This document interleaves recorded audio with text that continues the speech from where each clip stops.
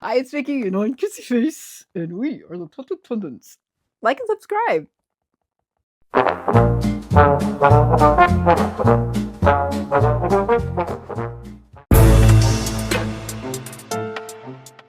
so today in odd news, yes, it's a heroine experience for whom? The Coyote in Fort Myers, Florida. See, they saw him, onlookers did, saw him on the second story ledge of the Luminary Hotel. How did he get there? Well, what happened was, so he was in the Desert parking garage that's right across from the Luminary Hotel, okay, and these witnesses, they tried to scare him off.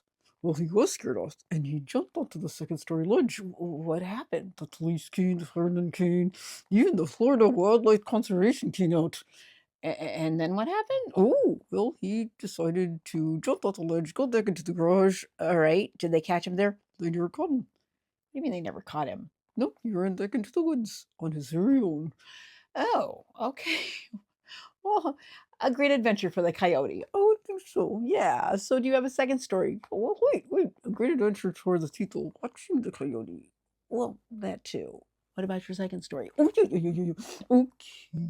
So, it's very exciting because you're short. How's that exciting? And excuse me, yes, I am short. Yes, but you're not 21.1 inches short. Who would be that short? A horse. What? The world's smallest horse that just got into the Guinness Book of World Records. Oh, well, congratulations. His name is Pumicle. Wait, I'm sorry. His name is Pumicle? Okay, something like that. And anyway, he was adopted when he was 18 inches tall by Carolina in Germany. Carolina Winderman. Yes. Anyway, and he was only 18 inches tall, and he goes around as a therapy horse, and he goes to residents and nursing homes and hospitals. Oh, that's nice. Yeah. And even like disability centers. Okay, that's cool. Yeah. But congratulations, Nicole, world's smallest horse. All right. Okay, well, we're going to recap a little bit about Southern Charm, but also Real Housewives of Salt Lake City. No, true story, Salt Lake City. Sure, go ahead. Okay, because it was nuts. It was Tortilla the Luncheon, yes, and Meredith and Lisa will not say we're sorry. No, they keep thinking that what happened didn't happen. It's because Meredith she blacked out. Well, I mean, yeah, obviously she did black out, which is not good. And Whitney says it's because she mixed substances. Well, I don't know if that's true. Well, I'm just saying, she blacked out. I know, which is why she doesn't remember anything that happened on the plane, but it happened. And ooh, Meredith, she's got to take accountability. Oh, Lisa and Meredith never take accountability for anything. No, this time. Okay. Okay.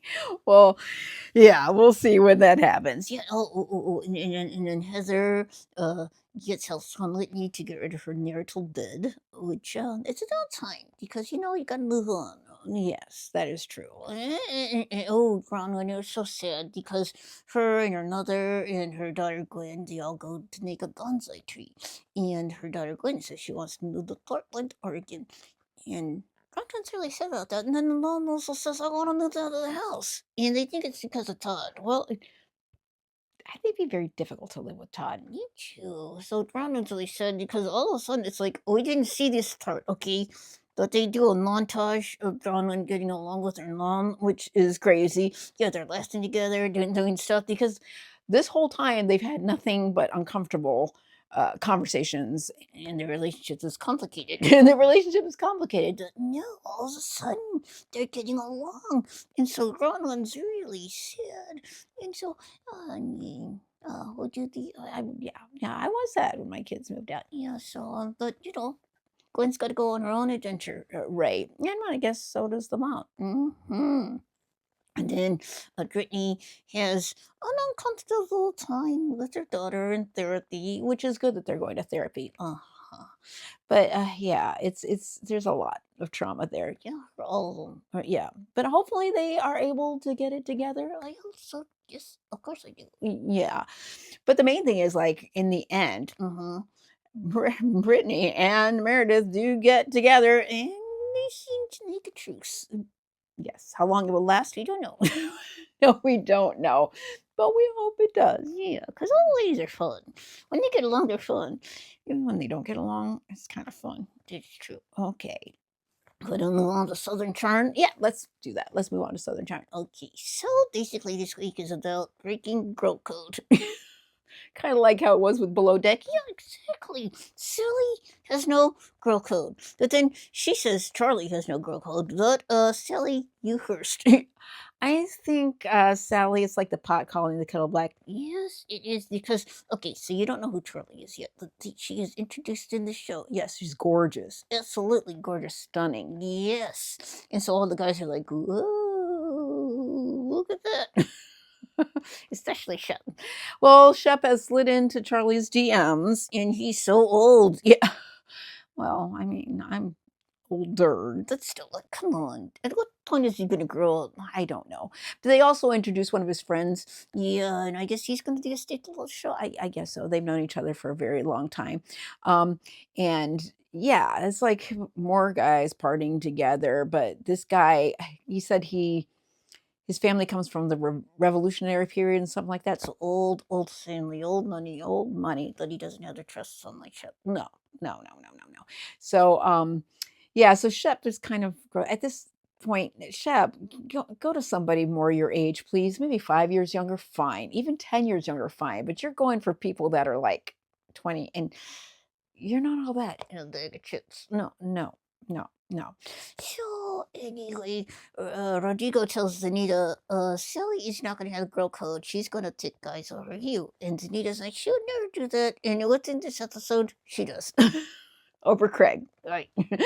Yeah, and Craig is like, drinking Craig is back. Yeah. And he's not a good guy when he's drinking. Anyway, he flirts with Charlie. Sally gets mad about that. That Sally is drinking girl code with Anita, which is not good either. And then also Sally is flirting with Austin, and Austin is taken with Audrey. They have a 2-year relationship. Yeah, which of course, if you follow on Instagram or anything else, they are broken up. Yeah, at that time they weren't. No, at that time they weren't. So you're flirting with everybody, Sally, and yet you're telling everybody else that they need to have girl code. Oh, yeah. Look in the mirror. Yeah. So, but it was fascinating to watch. It really was. So it was a fun episode. It was a really fun episode. And we and Molly cracking us up again. Molly is funny. Molly is funny. She's just like, I just love her. And she's just so different. Unique. Yeah. Unique, quirky, weird, but fun. And so Southern Charm. So Southern Charm. It's on Bravo TV. So watch it. Yeah. Alright, so Tito, and we are going to talk about what we think is a Nazi rights. For reasons you might not think. Oh, there you go. It is The Woman in the Decaying House. It is a documentary on Prime Video. On Prime, Amazon Prime. Oh, there you go. Yes. It is Hilda Rosa dos Santos. Who's it? That's who it was about. Oh, Hilda Rosa dos Santos? Hilda Rosa dos Santos. She was a domestic employee For the Donettis, Rene and Margarita. Yes, not Margarita, but Margarida. With a D. Yes. Anyway, so she worked for that family for years and years and years. It looks like she was kind of sold by her family to them.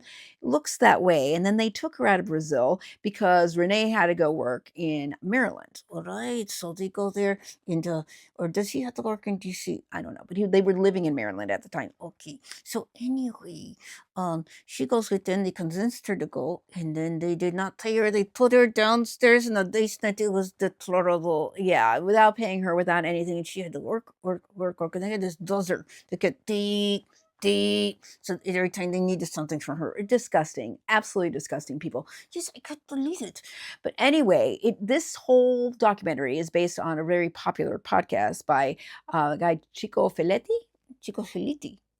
something like that. Chico Filitti. Anyway, my biggest beef with this documentary was that I would have preferred it to be in Portuguese, the original language. Yes, with the real people talking and then subtitles. Yeah, absolutely subtitles, because for some reason voice over acting when it comes to things like this in the United States, even like Crouching Tiger, Hidden Dragon, same thing. It's like, so it kind of goes something like this. Hi, Sapito. Are you coming over today? Oh, sí, yo creo que sí. Hold on 1 second. Like, it's so stilted, it's so awkward, it doesn't it's just so bad, and so it kind of took away from the documentary. Sí, usa todos así que yes, see it in the original language with the subtitles, but yeah, so it follows them because, Margarita ended up being a f uh well, she fled from the FBI because they were caught because the neighbors spoke up because they noticed that Hilda was going through a lot of stuff. They should take her to the hospital. She had like wounds on her legs that Rene did not do anything about. No, and she was, and then he took a toilet downstairs so she could pee in it. It's gross, gross, gross. I mean, the things that they put this woman through, and then she was getting like an extended what stomach or something like that. Right, she had to be operated on, so the neighbors came in when Margarida and Rene, they went to Brazil to see their family. So the neighbors came over and they took her to the hospital so she could get help. And then there was a nun there that said, I was in the same shoes as you were, and she helped her and convinced Hilda to please go to the FBI and tell them what was going on. But Hilda was very scared, of course, and they had to keep taking her. Like when she was in the hospital, they had to keep changing her from rooms because they were afraid that the Benettis were going to come in and take her, which was very scary. So it just, oh man, it was hard to watch because you see this woman that's just totally brutalized. Well, what happened to Rene? He did go to jail. Well, Rene ended up, yeah, he was like, I didn't do anything wrong, but he did end up paying for his crime with just 6 years. That he said. Yeah, because at that time there was really no law put in place about that. Right, crazy. Yeah, and then Margarita ended up going, the woman in the decaying house. That was the decaying house. It was actually a mansion, and she lived in Sao Paulo where she was living like a hoarder. Disgusting. And and um and so she was able to pretty much stay there because first of all, Brazil doesn't extricate, and second of all, it's just time had gone by, so she never answered for her crimes, which was disgusting. Yeah. So he said, no, no, see. Well, I think it's a must see because it kind of shows you where the Victim of Violence and Trafficking Act comes from. Because Bill Clinton signed that into law. Yeah, it came from Hilda Rosa de los Santos. It came from her story. Right, so, whew, hard watch, but not see on Amazon Prime. Hmm. And oh, before we even go, just so you know, that still happens nowadays. 600,000 people right now from Brazil are in trafficking. 600,000. Wrap your mind around that. It's gross. It's gross. So, yes, how can we help? I don't know, but I think we should try. Hello, it is Harry the Dutch with trending news for you. Okay. So, you know what's been trending for a very long time? Well, why don't you tell me? Guys are dumb. Okay. Did you just say guys are dumb? That's what's trending. What are you talking about? Like in movies and TV and commercials? Oh, yes. When did it start? I think that started like in the 90s. I think it just started like if you think of Lizzie McGuire, the dad was dumb. Like if you think of all the shows that we watch, even seems like I loved watching, but the guys are always just dorks and the women are super smart. Oh, yes, and it's going on. And the reason it came to our attention is because Stranger Things, well, once again, the women are in charge, the guys are idiots, and they can't do anything without the women. And I'm like, I don't need every show to have a boss B. You know what I'm saying? I feel like I'm a boss B. Oh, really? Yeah. But I don't need to prove it by going, "Ooh, I'm going to be the one that takes a charge all the time and stuff like that." Sometimes I take charge. You do. And sometimes I don't take charge. Equality is not me, going, guys are stupid and I am just amazing. No, equality is just that I'm an equal person. I am an equal person. I don't need to prove that I'm an equal person. I know what I am. I know where I stand. And it's just like all these shows, it just drives me crazy because it is constant, right? Right. Oh, even in the commercials. Yeah, if you look at Flow and like the whole commercials, like Progressive and everything, who are the idiots? Well, the white guy. Well, yeah, the white guy, but and everybody else is just so smart. And it's tired. I'm tired of it. You don't have to prove that women are amazing because I think we are amazing. You don't have to put others down to prove that you're amazing. This is what I've always been talking about, like with bullies and stuff. Putting others down to make yourself feel better. And that's how I feel. I feel like you're putting people down to make yourself feel better. Stop it. Why can't everybody be equally smart? Right, right. And you have your funny character, like, a Screech. Right, Screech is Saved by the Bell. Like, he was the funny character. He was a dork. You can have one, like, or one person, but it's like when all of them are dumb, ugh, it's just, uh, guys, please, some originality out there. We're tired of the trend. We are tired of this trend. Stop it.